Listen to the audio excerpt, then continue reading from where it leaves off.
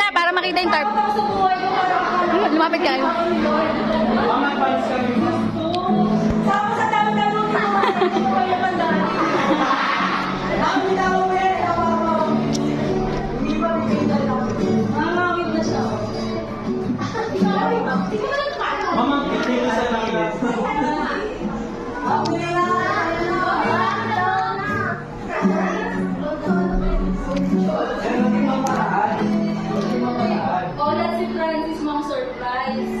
Sabi niya kanina, nalaglag daw yung TV. Hindi na pa naman ako kasi may incident na nga ito, di ba?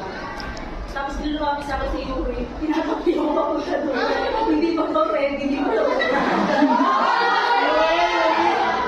Apat sila, kita daw sila pumunta sa mga kasya. Go na go, hindi ako nag-naro. Ganito kasi. Ang daming time para dito sa kanila. Sabi ko, bakit na sila Francis naman si Hazel? Open forum na.